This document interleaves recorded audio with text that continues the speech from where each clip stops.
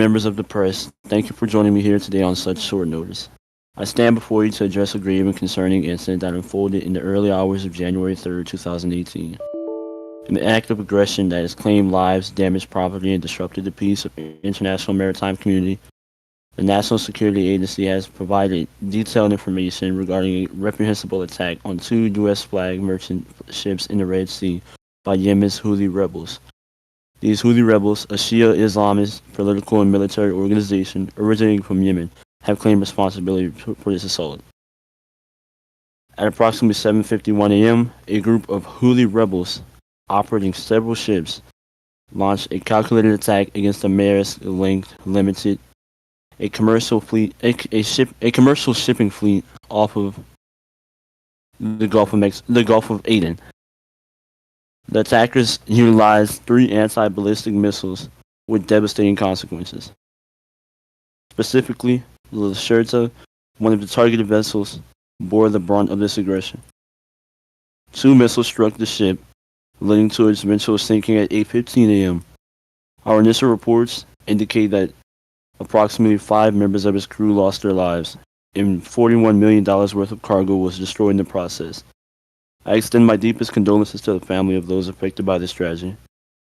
Captain Horace James, who was operating the Lacerta, and Captain Mosley Thomas, who was leading the La Mesa, have been reported safe aboarding a surviving vessel. The crew members of the Lacerta were swiftly evacuated to La Mesa, with emergency procedures initiated to avert further catastrophe. We cannot overlook the fact that this is not an isolated incident. The Houthi rebels have a disturbing history of attacking ships and claiming more than 30 such actions since November 2017. Their purported motivation is a campaign that is directed at Israeli-based ships or those destined for Israel with aid. It is deeply concerning that Abu Malik Balruddin al-Houthi, the leader of this movement, has claimed full credit for this attack. Moreover, intelligence suggests that there may be plans to target additional ships, elevating the urgency of our response. In the face of adversity, our resolve remains steadfast. We will not waver in the commitment to protect our interests and ensure the safety of our citizens. And now, in response to this threat, President Roberts has ordered the immediate deployment of the United States Fifth Fleet to the Red Sea region. The United States Fifth Fleet will actively participate in airstrikes and bombing campaigns against the Houthi movement until otherwise instructed. This decisive action is a testament to our commitment to safeguarding our national interests, protecting international maritime security, and ensuring the safety of our own citizens. The President recognizes the severity of this situation and the need for a robust response. The deployment of the Fifth Fleet underscores the determination to address this threat head-on and send a clear message that acts of aggression against our ships and personnel will not be tolerated.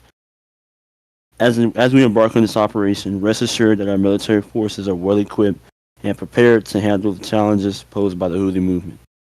The safety of our servicemen and women, as well as the success of this mission, are paramount considerations in this endeavor. We will continue to keep the public informed as the situation unfolds. The President is closely monitoring the situation and developments, and we will provide further guidance as necessary.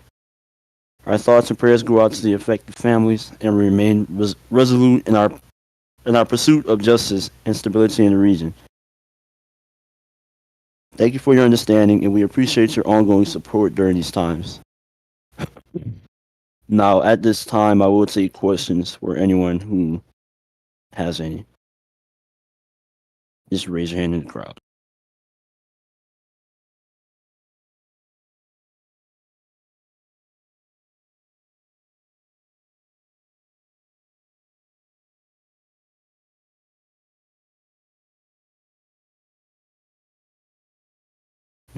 Any questions?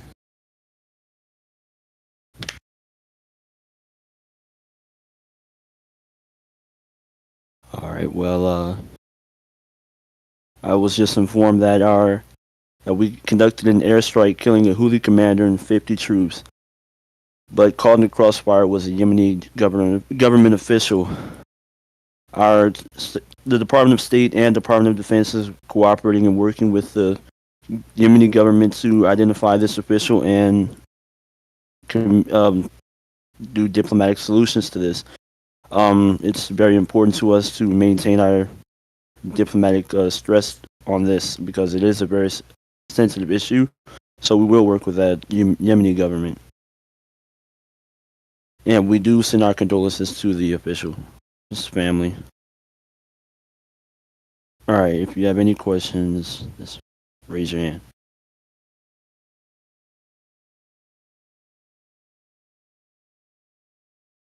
Someone give me a question. Alright, well, no questions then. Jim has a question. You can come on up here. Hello. Good morning. Can you hear me? Can you hear me?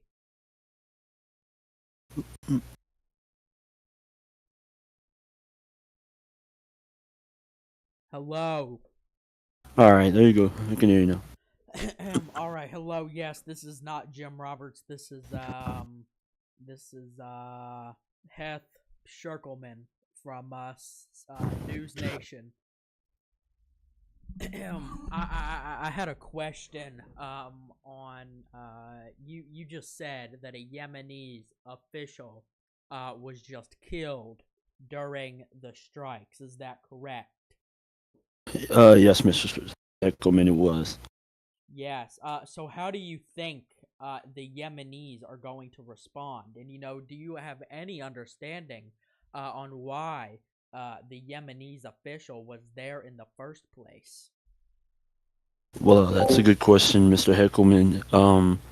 Well, at this time, I won't really disclose anything, but I can tell you that it is a very tragic situation, and we are working, as I said before, we are working with the Department of State and the Yemeni government to come to a peaceful conclusion for this.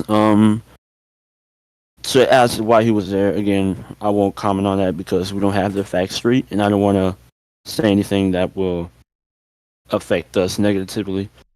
So once we do, we'll be giving out more information. Okay, and do you expect that the president will respond to this? Well,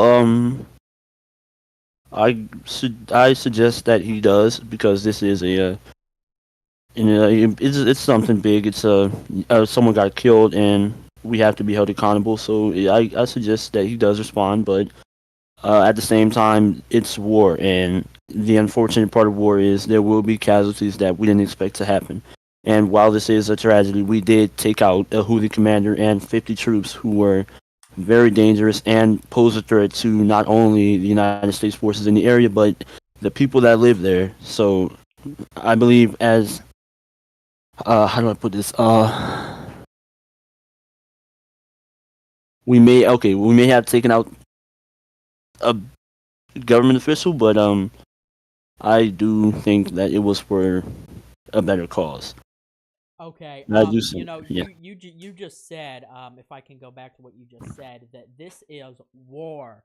Can you are you with that comment? Are you officially declaring that the United States is in a state of war? No, when I meant this is war, I apologize. That is my word, and I do apologize for that. Um, I meant as in when we go to combat and we engage in like actions that we are now, things happen that we don't always expect. So that's what I meant by that. Thank you for bringing that up. I needed to clear that up. Okay. Thank you, Mr. Tibadigox.